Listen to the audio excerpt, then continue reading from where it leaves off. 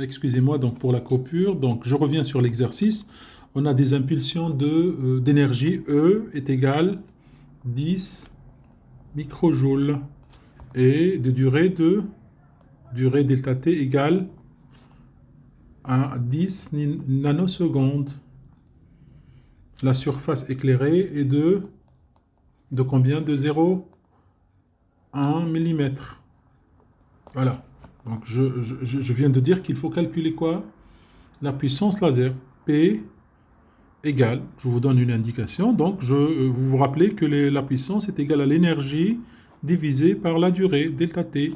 Attention aux unités. Donc ici, on a 10 fois 10 moins 6 joules divisé par la delta t, c'est 10 fois 10 moins 9, le nanomètre, 10 moins 9 secondes est égal. Donc vous trouvez la puissance. Ok, l'unité c'est en watts. Ok.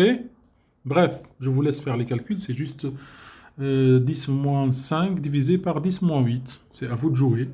Je vais vous donner la réponse. La deuxième question, il vous demande de déduire l'irradiance. D'accord, l'irradiance.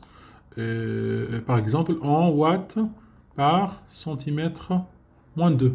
Ok. On sait très bien que l'irradiance I est égale à la puissance divisée par la surface. On vient de trouver la puissance. Donc, vous allez la diviser par... Donc, la puissance, on a dit 10 moins 5. 10 moins 5 divisé par 10 moins 3, ça donne 10 plus 3. 10 plus 3 divisé par la surface qui est 0,1 mm, c'est-à-dire 10 moins 4. Donc 10 moins 4, ça devient 10 plus 4, est égal à 10 puissance 7 watts par mètre carré. Et il suffit de la convertir en W centimètre carré. C'est à vous. Voilà, je fais presque tout le calcul. À partir de cette valeur, vous allez répondre à la dernière question. Il vous demande de déduire si ce laser peut être utilisé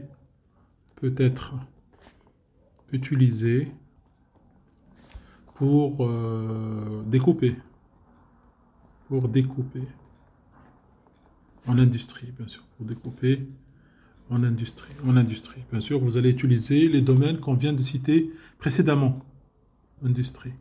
D'accord? Je viens de vous donner le domaine pour le découpage, le soudage. Donc, essayez de voir si cette valeur est dans le domaine. OK? Voilà. Grand 3 ou petit 3. Troisièmement, hein, la protection contre les risques du laser. On va dire grand 3, par exemple, la protection. En deux mots rapidement, hein, c'est une longue histoire. Protection contre les risques,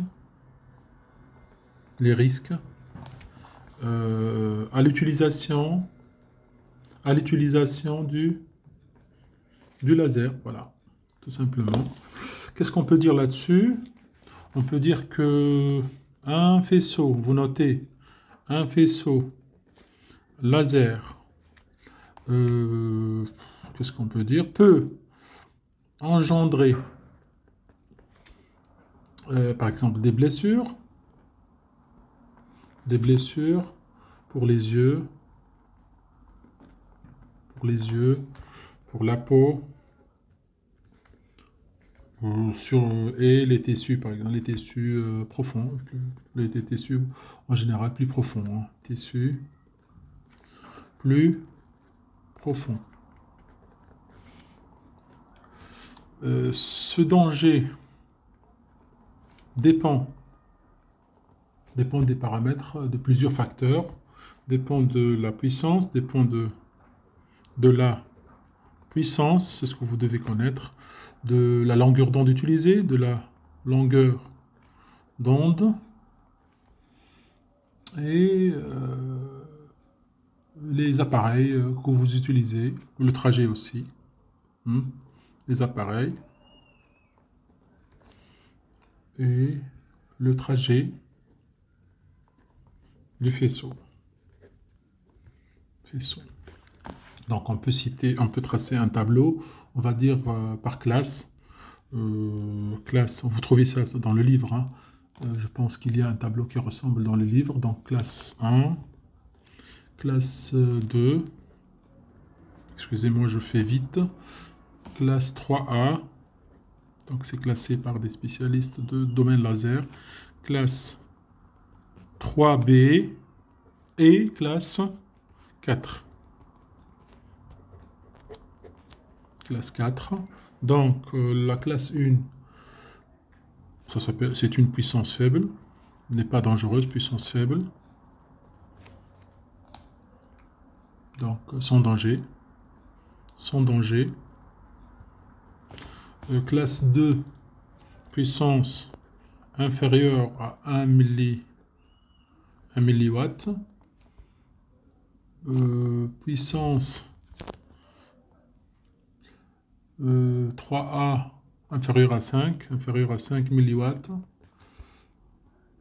Et la quatrième, c'est inférieur à 0,5 milliwatts. Et la dernière, c'est supérieur à 0,5 milliwatts. Et regardez dans le livre, vous trouvez les conséquences ou l'effet de chaque classe sur